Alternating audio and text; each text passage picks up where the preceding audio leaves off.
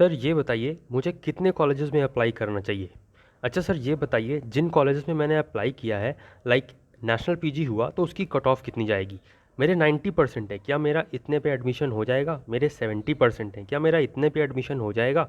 Entrance के syllabus में sir कुछ बताइए। जो सिलेबस बताया गया है वही हमको करना है प्रिपेयर, या कुछ एक्स्ट्रा भी करना पड़ेगा। करंट अफेयर्स और सब कुछ करना पड़ेगा। पुराने बच्चों ने क्या बताया, और एवरेज बच्चे हो यहाँ पे आप, अगर आप, तो भी अच्छा मौका है आपके लिए।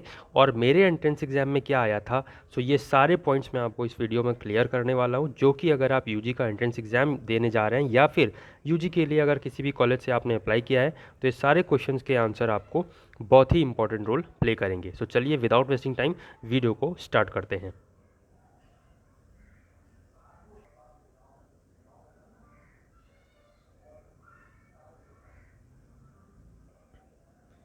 सो फर्स्ट क्वेश्चन आपके सामने है कि कितने कॉलेजेस में अप्लाई करना चाहिए।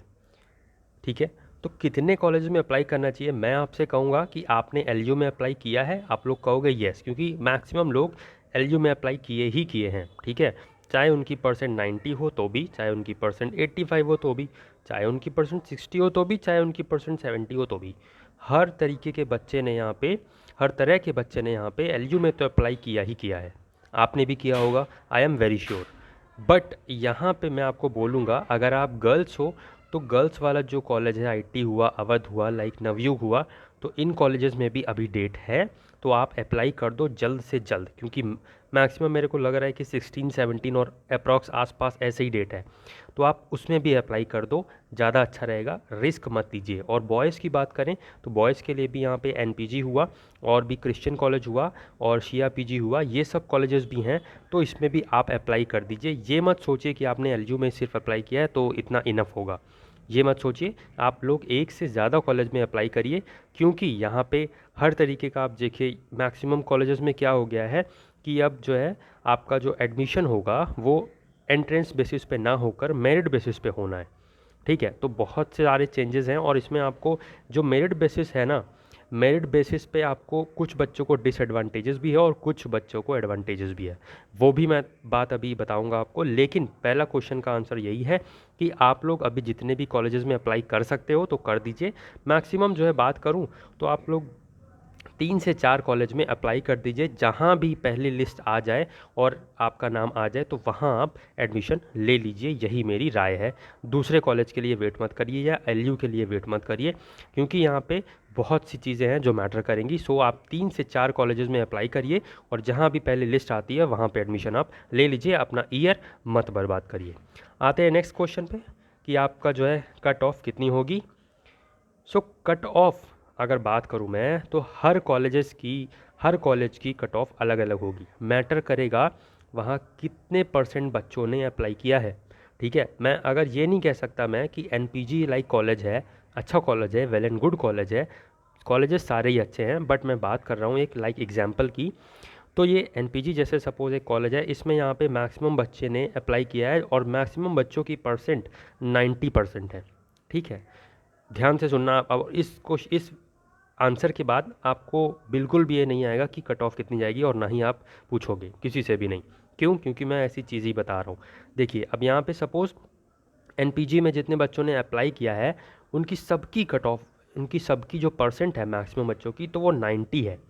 ठीक है, तो अब क्या होगा, और सीट्स भी लिमिटेड हैं, तो अब क्या होगा ना, पहले लिस्ट आएगी तो उसमें 90% कट ऑफ जाएगी, कि 90% जिसके हैं और 90 से अबव जिसके हैं, तो वो सबकी यहाँ पे 60 बच्चों की, या 60 से ज़्यादा बच्चों की थोड़ा, तो वहाँ पे कट ऑफ आपकी आएगी। मेरिट आपकी जब कट ऑफ बनेगी तो इसके हिसाब से 90 के हिसाब से बनेगी।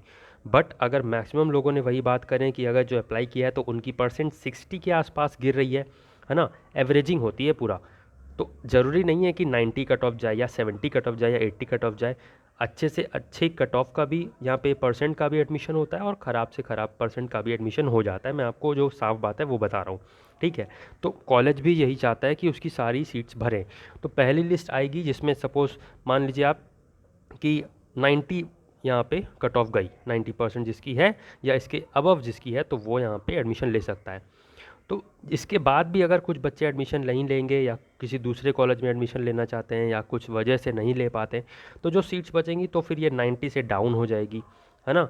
तो यहाँ पे ये नहीं कह सकते अभी हम कुछ भी कि कट ऑफ कितनी जाएगी। क्यों नहीं कह सकते? क्योंकि यहाँ पे मैटर करेगा कि जो बच्चों ने अप्लाई किया है उनकी जो एवरेजिंग, जैसे 10 बच्चों ने अप्लाई किया है और 10 बच्चों की यहाँ पे जो एवरेजिंग देखें तो 85% बन रही है, तो जो कट ऑफ जाएगी तो वो भी 85% जाएगी। ठीक है, आई होप सो ये पॉइंट आप समझ रहे हो। तो चाहे एनपीजी कॉलेज हो या चाहे आईटी कॉलेज हो, किसी भी पर्टिकुलर कोर्स के लिए कोई भी कट ऑफ अभी नहीं बता सकते हम लोग। क्यों? क्योंकि यहाँ पे ये तो कॉलेज ही बताएगा। अब कॉलेज को पता है कि कितने बच्चों ने एडमिशन किया है और कितने बच्चों की क्या परसेंट आई है, कैसे परसेंट बनी है, तो उस हिसाब से एवरेजिंग करके जो भी उनकी सीट्स हैं 60, 70, 120 जितनी भी सीट्स हैं उसके अकॉर्डिंग कैलकुलेट करके देन ये लोग कॉलेजेस सारे अपने कट ऑफ जो है वो निकालेंगे। सो कट ऑफ अभी आप मत सोचिए, मैं आपको कहूँगा कि आप भी ये जो, जैसे मैंने अभी फर्स्ट क्वेश्चन का आंसर दिया कि आप भी 2 से 3 कॉलेज, 3 से 4 कॉलेजेस में जितना हो पाए आपसे उसमें अप्लाई कर दीजिए, जहाँ एडमिशन हो जाए वहाँ पे आप ले लीजिएगा।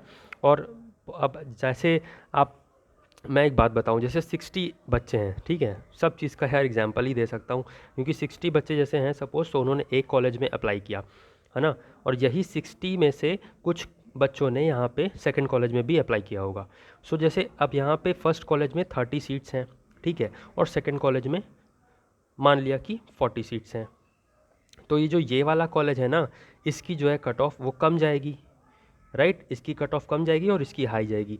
तो यहाँ पे कुछ बच्चे चले जाएंगे और जो बचेंगे, तो जैसे सपोज यहाँ पे फर्स्ट वाली लिस्ट आई, फर्स्ट कॉलेज ने लिस्ट बताई, तो उसमें ए का वहाँ पे सिलेक्शन हो गया, बट ए ने एडमिशन यहाँ पे नहीं लिया, तो क्या होगा, जब यहाँ पे सेकंड लिस्ट आएगी तो उसमें भी जो कट ऑफ जाएगी तो उसके हिसाब से यहाँ पे उसका एडमिशन हो जाएगा।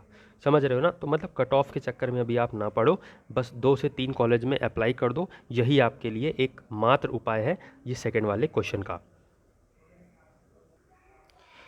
सो ऑल ओवर यही कि कट ऑफ जो है डिफरेंट कॉलेज की डिफ़र कर सकती है, मे बी वो 60 पे गिरे, मे बी वो 90 पे गिरे, मे बी वो 80 पे गिरे, मे बी वो 85 पे गिरे, बट फर्स्ट लिस्ट में हाई जाएगी तो सेकंड लिस्ट में कम भी जाएगी। ठीक है, तो उसके लिए आप चिंता मत करिए, जहाँ कहीं भी आपका पहले नाम आता है वहाँ पे आपको एडमिशन लेना है, ये बात गांठ बांध लेनी है बस। ठीक है, और उसके बाद एक यहाँ पे जो है, अब मैं आपको बताना चाहूँगा कि मेरे एंट्रेंस में क्या आया था। ये जो थर्ड क्वेश्चन है इसका आंसर मैं आपको, ये वाला जो मेरे एंट्रेंस में क्या आया था ये बताने के बाद मैं आपको इस थर्ड क्वेश्चन का आंसर दूंगा। ठीक है, और इसी से आपको थर्ड क्वेश्चन का आंसर भी मिल जाएगा। सो मेरे एंट्रेंस में क्या आया था, मैंने आपको पीजी वाला बताया था। पीजी वाला जब मैंने दिया था तो वहाँ पे उसमें करंट अफेयर्स देखने को मिले थे, प्लस जो है सब्जेक्ट जो था मेरा वो आया था। लेकिन यूजी की बात करूँ तो मैंने जो दिया था वो बैचलर ऑफ आर्ट्स का दिया था। ठीक है, उसमें रीजनिंग भी आई थी, उसमें हिंदी भी आई थी, उसमें इंग्लिश भी आई थी, और उसमें जनरल अवेयरनेस के भी क्वेश्चंस थे। अब जनरल अवेयरनेस मैंने बोल दिया तो जनरल अवेयरनेस का मतलब हो गया history, civics, geography, economics and general science, तो ये सब क्वेश्चंस भी आए थे। उसमें न्यूमेरिकल एप्टीट्यूड भी आया था। ठीक है, तो ये सारे क्वेश्चंस इस तरह के यहाँ पे बीए में आए थे।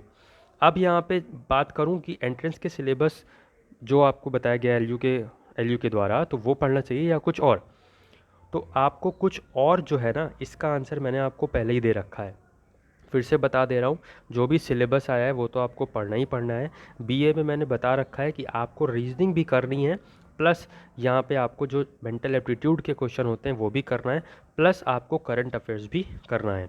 और ये करंट अफेयर्स मैं बता दूँ, बीएससी का जो पेपर होता है, एंट्रेंस एग्ज़ाम होता है, मेरी सिस्टर ने बीएससी का एंट्रेंस एग्ज़ाम दिया था, सो उसने बताया कि करंट अफेयर्स से यहाँ पे उसको क्वेश्चन देखने को मिले थे।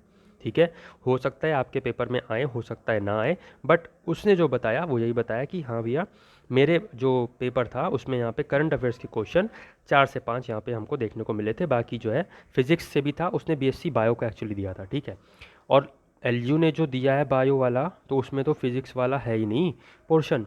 लेकिन मैं आपको सजेस्ट करूंगा कि आप फिज़िक्स भी तैयार करो, बीएससी बायो वाले फिज़िक्स भी थोड़ी बहुत तैयार रखो, केमिस्ट्री भी तैयार रखो, बायो भी तैयार रखो, जूलॉजी बॉटनी जो भी है, और यहाँ पे करंट अफेयर्स भी थोड़े बहुत मतलब पढ़ना ही पड़ेगा आपको। ठीक है, तो पढ़ लीजिए, ज़्यादा बेटर है, रिस्क मत लीजिए अगर आपको एलयू में एडमिशन चाहिए तो। और यहाँ पे बीएससी बायो के बाद यहाँ पे बात करूँगा बीएससी फिज़िक्स वाले जो अदर ग्रुप है, दूसरा ग्रुप है वो, और जो यहाँ पे बीबीए हुआ, बीसीए हुआ, MBA हुआ एंड अदर्स जितने भी कोर्सेज़ हैं, वो सारे कोर्सेज़ में जो आपको बताया गया है वो आप पढ़िए।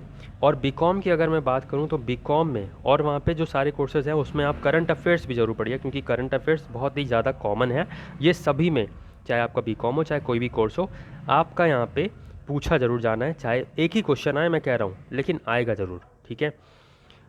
तो एक क्वेश्चन से 5 क्वेश्चन या 10 क्वेश्चन तो ये डिफ़र कर सकता है, ठीक है, बट पूछा ज़रूर जाएगा करंट अफेयर्स में से, और हो सकता है ना भी पूछा जाए।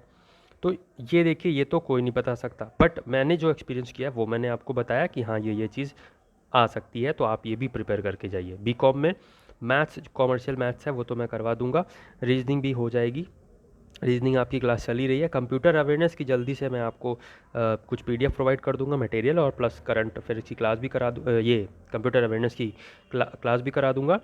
हिस्ट्री की क्लास आ रही है जल्दी आपके लिए, और उसका मटेरियल भी आपको प्रोवाइड हो जाएगा। और यहाँ पे जो एवरेज बच्चे हैं उनके लिए भी मौका अच्छा है। क्यों? अब देखिए, यहाँ पे मैक्सिमम ICSE की बात करूँ या CBSE की बात करूँ, उनके 98% प्लस में परसेंट गई है, ठीक है। 95, चलो 90 मान लेता हूँ, 90% से अबव तो गई ही गई है। तो ऐसे में क्या होगा, ये सारे बच्चे मेरिट वाले में सेलेक्ट हो जाएंगे। मेरिट वाले में सेलेक्ट हो जाएंगे, तो अब यहाँ पे क्या होगा, जो LU है ना, तो अब जब बच्चे यहाँ पे अदर कॉलेजेस में सेलेक्ट हो जाएंगे, तो ये तो बच्चे जो एडमिशन लिए थे, जो एडमिशन के लिए अप्लाई किए थे, उनकी सीट्स तो कट हो जाएंगी LU से, क्योंकि अब ये तो यहाँ पे चले गए ना, अदर कॉलेजेस में उन्होंने एडमिशन ले लिया। तो अब जो बचे हुए बच्चे हैं ना, उनमें ही होगा LU के लिए एंट्रेंस एग्ज़ाम का वो कंपटीशन। क्योंकि ये तो अब सपोज़ जैसे कि 90% वाले जो बच्चे था, उसने यहाँ पे अप्लाई किया, उसने एंट्रेंस में भी मार दी 90%। अब क्या करोगे? लेकिन वहीं क्या हुआ, जो अदर कॉलेज था उसमें जो है लिस्ट आई, और वहाँ पे उसने अप्लाई किया था, तो उसके अकॉर्डिंग वहाँ पे उसने एडमिशन ले लिया। तो अब जो है, पहले तो ये जाएगी कट ऑफ 90%, लेकिन जब देखा जाएगा कि बच्चे कुछ अदर कॉलेजेस में चले गए हैं और जो सीट्स हैं LU की वो नहीं भर पाई हैं, तो ये LU फिर सेकेंड लिस्ट निकालेगा, उसमें मेरिट आपकी गिरेगी 90 से, फिर ये आ जाएगी 80-85 तक। फिर उनका जो है एडमिशन देखा जाएगा, फिर अगर जैसे बच्चों ने दूसरे कॉलेज में एडमिशन ले लिया तो फिर तीसरी लिस्ट आएगी, फिर गिरेगी, फिर चौथी लिस्ट आएगी, फिर गिरेगी, ठीक है। तो ये अच्छा मौका है, अगर आप ज़रा सा भी पढ़ने में इंटरेस्ट रखते हो, या अगर नहीं रखते तो भी यार थोड़ा सा इंटरेस्ट रख लो, सारी क्लासेस कर लो। करंट अफेयर्स की PDF आपको मिल जाएगी, डिस्क्रिप्शन बॉक्स में लिंक है, वहाँ से जाके उसको देख सकते हो आप। और एंट्रेंस एग्ज़ाम की तैयारी करो अच्छे से, और अगर आपका पेपर अच्छा जाएगा तो यहाँ पे LU आपको ज़रूर मिलेगा, ठीक है। और बाकी जो मैंने ऊपर क्वेश्चंस के आंसर दिए, आई होप सो आपको सब चीज़ यहाँ पे क्लियर हो गई। पुराने बच्चों ने क्या बताया था उसी के बेसिस पर भी मैंने आपको चीज़ें बता दी कि आपको क्या प्रिपेयर करना चाहिए और क्या एक्स्ट्रा चीज़ें प्रिपेयर करनी चाहिए, ठीक है। लाइक करंट अफेयर्स हुआ, रीजनिंग हुआ, फिजिक्स हुआ, हर डिफरेंट ग्रुप के लिए मैंने बता दिया है। आई होप सो आपके सारे डाउट्स क्लियर हो गए होंगे, लेकिन अब भी अगर कोई डाउट है तो आप कमेंट बॉक्स में कमेंट करके हमें पूछ सकते हैं। आज की वीडियो में फ़िलहाल इतना ही, मिलते हैं नेक्स्ट वीडियो में। Till then stay tuned. जय हिंद, जय भारत।